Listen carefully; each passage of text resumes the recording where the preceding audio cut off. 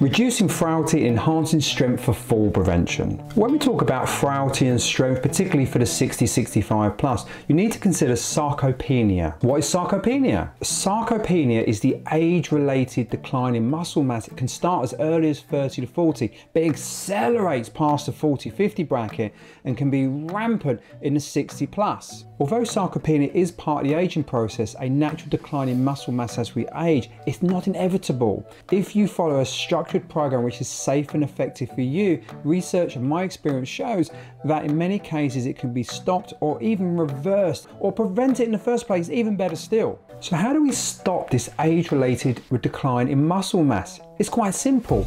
It's weightlifting or resistance training. And there's this myth that as you get older, you shouldn't be doing strength training, lifting weights. This is complete and utter nonsense. I, of course, recommend people have a structured program with a practitioner who knows what they're doing and are able to adjust for arthritis, diabetes, and other complications, or if someone has Parkinson's or a stroke, yes, of course. However, you must do strength training as your body gets older. Exercise becomes not a luxury, it becomes a requirement for health.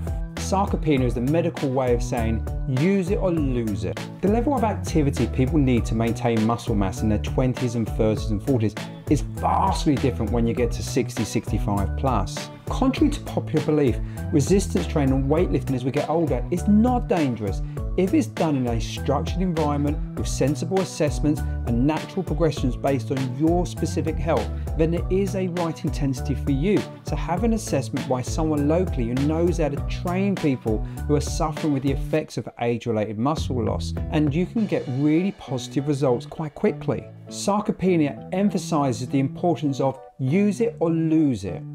The World Health Organization states that less than 30% of individuals over the age of 65 meet the minimum, not optimum, minimum requirements to maintain healthy functioning strength and vitality with age. Their recommendations are 150 minutes of moderate intensity cardiovascular exercise per week, with at least 75 minutes of vigorous exercise per week, and structured strength training sessions 2 to 3 times a week. This may sound like a lot, but that's why so many people are frail and don't have the strength for normal function, particularly in the lower legs, to get up out of a chair, to get off the floor. So to combat this, we have to increase the amount of exercise people do.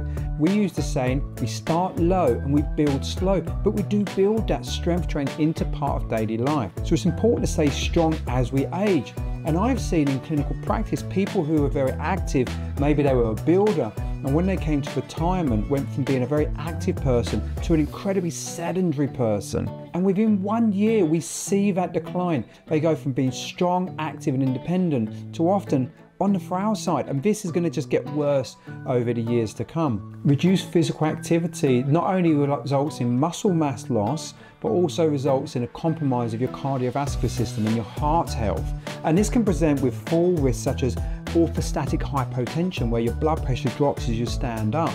But we'll come to that later. So bear in mind that less than 30% of people meet the requirements for the World Health Organization's recommendations on exercise. It's really important to build that activity up, to do more, move more in a safe way, but walk more, do more around the house, lift more, be strong, and look for someone who can give you a structured program to get you strong and fit and able again.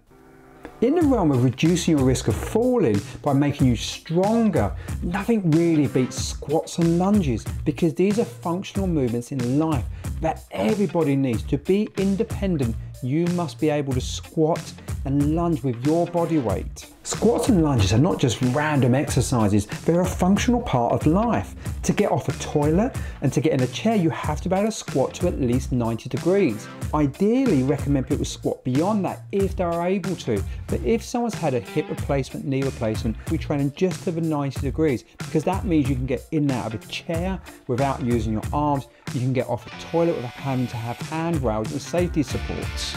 Tests you can do at home. Please do in a safe, structured environment. Can you sit in a chair which takes you to about 90 degrees, so maybe this is a dining chair. Can you sit into the chair and get out in a comfortable fashion without falling into the chair, without having to use momentum, without having to use mobility aids or pushing on your legs? can you do that? If not, that's something you want to exercise regularly so you get nice and strong again. If you're able to do that, I recommend trying the 30-second sit to stand test. It's a phenomenal test. What the test is you sit, arms folded across you, or at least resting lightly on your hips, but ideally not part of the exercise. And you see how many times you can sit into the chair and get back up again in 30 seconds. Depending on the quality of your squat pattern, how much control you have and how many reps, this is a big indicator of your risk of falling. Bodyweight squats is one of my go-to exercises for fall prevention. We try to build you to a beautiful 90-degree squat in a controlled manner, no use of the arms and legs, and we adjust it as we need to until we get you there. Then we have to build repetitions. When people train the upper body like the biceps and the triceps, they can do the typical 10 to 12 reps and it normally works. This is not, however, as effective for the legs. We are recommended to walk 10,000 steps a day, which isn't a bad goal for most people. And again, I recommend building up your daily step count. Therefore, to train the legs effectively, you have to build to high numbers. If you are very frail, we might start with 2 to 3 repetitions, a 90-second rest, and repeat that several times. In a short amount of time, that's no longer going to be effective. So with our clients, even those that have Parkinson's or patients that have stroke, or those who are extremely frail, or those who have had hip replacements, knee replacements, we use the analogy, start low and build slow. So we start with low reps, but we build to at least 50 plus repetitions. So can you squat into the chair with control? And if you can you do that 50 times? And if you can't, then once you build to that, you'll get tremendous functional benefits. When we look at the lunge pattern, the lunge is the best way to get on and off the ground. Can you lunge all the way down and come all the way back under your own body weight? Do you have the balance? Do you have the range of motion? Do you have the strength in your legs to do so? If you are unlucky to have a fall, a lot of people get stuck there because they cannot do the lunge pattern and they rely ideally on some kind of one-arm push-up or pushing off the legs to get up. When we test people, we see what the lunge pattern is. Can they go all the way? Do they need to use things to pull up? Do they have to push on their legs? Do they lack the flexibility in the knees and the ankles? Do they lack the balance, coordination and proprioception? Step 1 is build into a single bodyweight lunge. We build to many reps. Do you have the strength in your hip flexors to lift the foot to give adequate clearance? You can often do exercises with little weights on the feet and you literally lift your legs up. We use lots of different techniques in our studio and we use things such as monkey feet and sandbags and things like that to lift and train the hip flexors to get a nice clearance from the floor. The toe tap drill is a fantastic little test which looks at your ability to rhythmically tap your foot. It looks at your coordination as well as the mobility for your lower limbs, so your hip, your knee, your ankle. So what you do is you sit in a chair and you tap away quickly with one foot. And as you progress, we actually try to tap that to a rhythm, da da da da da da, or some sort of musical beat. And this is a really good test to ascertain your ability to coordinate your lower limbs. Try it yourself, see how you do. Can you tap your foot nice and quick, and can you tap it to a rhythm? If not, that's something you can do in the chair, and it will build your hip flexor strength as well as your coordination. Let's talk about toe strength. When we walk, our weight shifts forwards, and the toe is a big part of controlling the movement. It's the force distribution and the propulsion. Weak toes are a big factor to whether you're going to fall or not. Exercises like calf raises, picking up marbles in your feet, different resistance bands we use around the toes. If we strengthen your toes, you can walk better. In time, you'll be able to squat and lunge effectively to be an independent person at low risk of falling and get out of any chair, get out of a car, get out of the bath and so on. The floor transfer test is a brilliant tool for assessing whether you can get up and down off the floor, because that's kind of what the test is. And it assesses your strength, your mobility, your balance, coordination in that functional movement. If safe to do so, lower yourself to the ground without using your arms, just using your legs and just natural movements, and then can you get up without having to use any support? And a normal result would be you can comfortably get down and back up just using your legs. If you're close to it and you need a little bit of support, then it's really not going to take you long to be able to do it easily. If you find it challenging, then see someone in your area to find what the challenge is. Sometimes we find people can't get off the floor because of knee flexibility or ankle mobility. Sometimes it's the balance. Other times it is literally you do not have the strength to do a body weight lunge. And if so, we make it a little bit easier, we strengthen that up, and very soon you're comfortably up and down off the floor. Another test is the lifting from floor test. Depending on your balance, can you bend over, pick something up from the ground? You'll hear people say, no, lift everything with a straight back and bent hips. Unfortunately, this is just not practical. If something is between your legs, then you can lift with your back straight and you bend your hips and knees. Most of the time, objects are slightly further forward. So to get something out of the boot of your car, out of cupboard, you do have to actually bend the back. And we want to hinge at the hip. Instead of rounding, we want to hinge. So the lift and floor test is a good indicator of your safety picking up an object in front of you.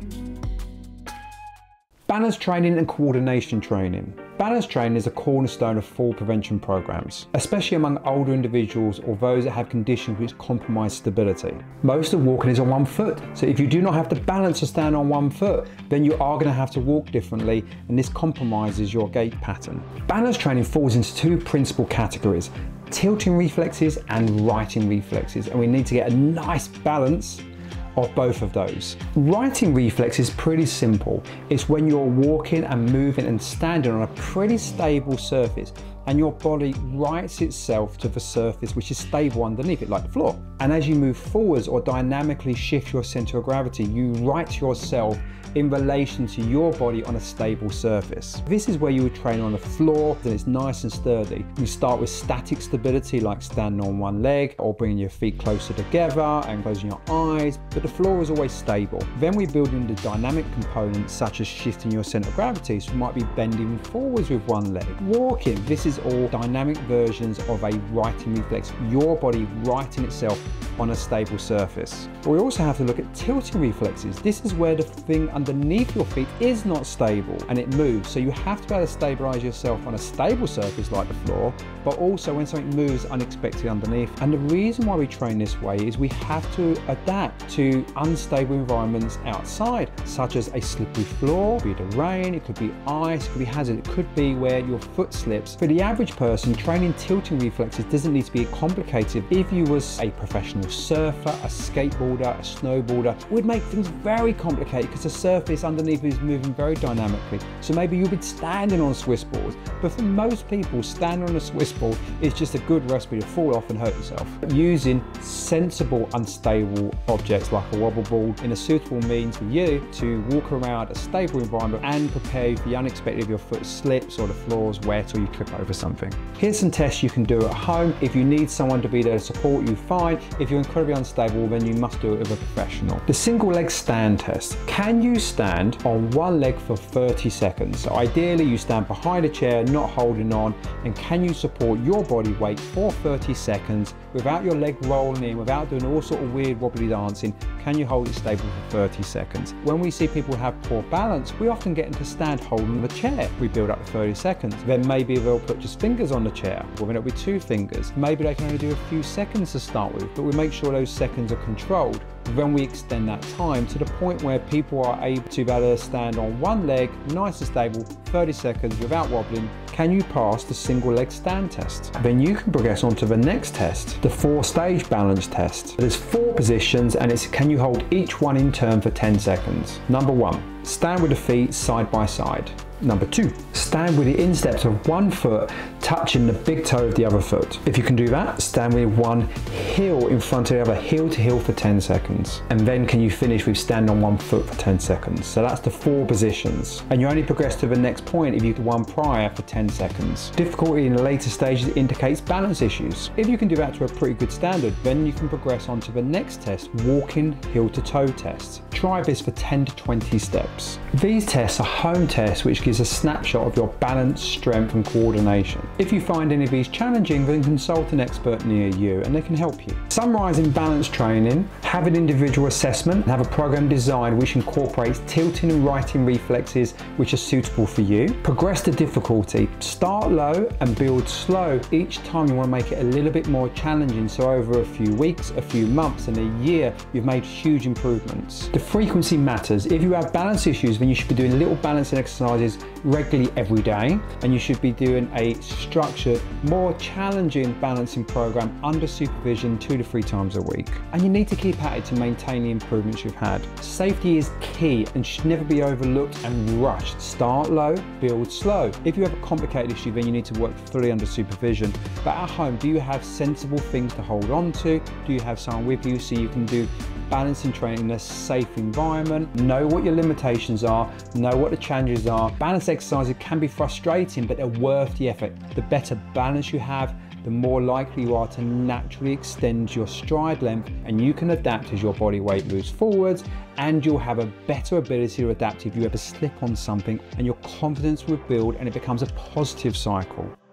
Flexibility and mobility exercises, structured stretching programs are really effective to get you standing better, walking with a nicer stride, allowing your joints to do the job they're designed to do in a more stable fashion, and gives you that flexibility and mobility to move and glide through life.